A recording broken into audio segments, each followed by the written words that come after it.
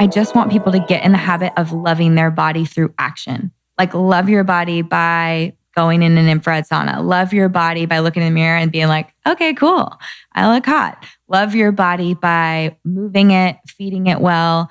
And then know that like sometimes it means like you're going to have a glass of wine and a brownie and that's the way you're going to love your body right now. And that's okay too.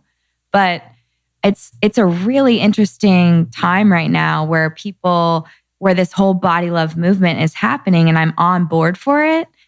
But I think I still need, if we're all just like love our body no matter what, and no one's actually giving people scientific lifestyle-based tools, then the people who want to lose the 5 to 10 pounds are going to get on the internet and get on Pinterest and look for like some quick fix diet that they're never going to complete, feel bad about themselves at the end of.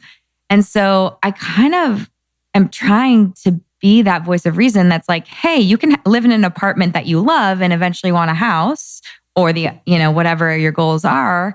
And here is the financial like plan to get you there. And so like in the body way, I want to be the scientific plan of like, hey, this is how we nourish and fuel your body. This is how you move your body. These are some tools for sleep and intermittent fasting. And if you want to dip into ketosis or you want to start cooking meals for yourself, or what would be like a supportive tool to get you to where you want to go. And we do it in a non-deprivation type of a way, in a very nourishing and adding type of a way. And if we're doing all these things and you're not getting to where you want to go, then we look at the bigger picture.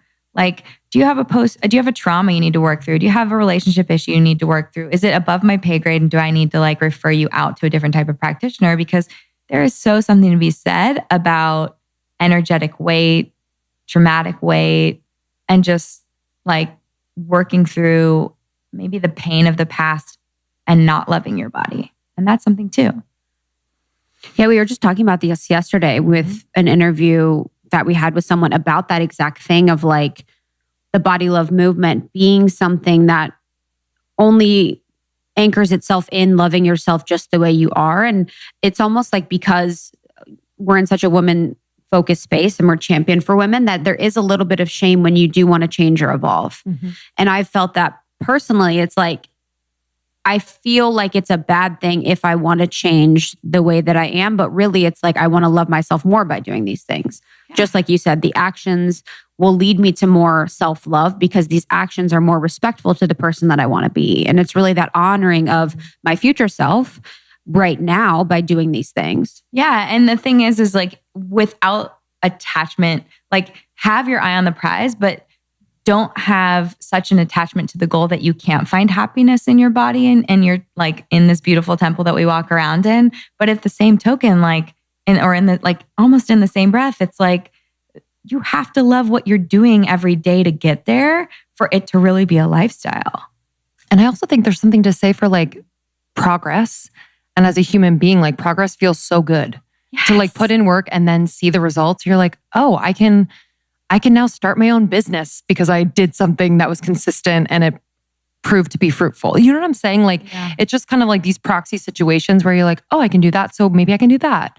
And so if it has to do with your health and it's a healthy progression, like, cool. So you just like literally hit the nail on the head so hard. Have you guys interviewed Kelly McGonigal yet? No. Okay, we heard her name the other day. I have to make that introduction. Please do. She is a researcher at Stanford. She wrote the book called Joy of Movement. I just had her on my podcast. Yes. Yeah. She's phenomenal, but she looks at the biochemical changes in the body when people work out. And what we know from a muscle contraction is that a muscle contraction happens and your muscles release something called myokines. Myokines are anti-inflammatory, antidepressant, anti-anxiety chemicals that cross the blood-brain barrier into the brain and really change the way you think about yourself. And so what we know is people who work out consistently believe they can change the world more than others. They have more confidence. They have less anxiety, less depression. They connect better with others. Just think about the ripple effect that you can have in your own life by taking care of yourself and moving your body. And if you think about those reasons for working out and you think, I just want to do more for the world and how can I give back and how can I be the best version of myself? And say you work out and your body changes a little bit and it's okay. Like it has to be okay for you to like that version of yourself better.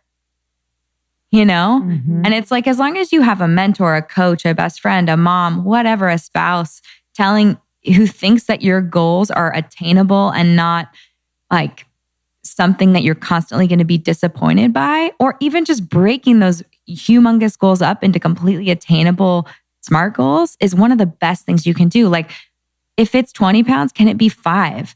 And first of all, if it's pounds, can we change it to inches? Can we change it over to, dropping a certain body fat percentage, increasing lean muscle mass, or a jean size, something that isn't as abstract?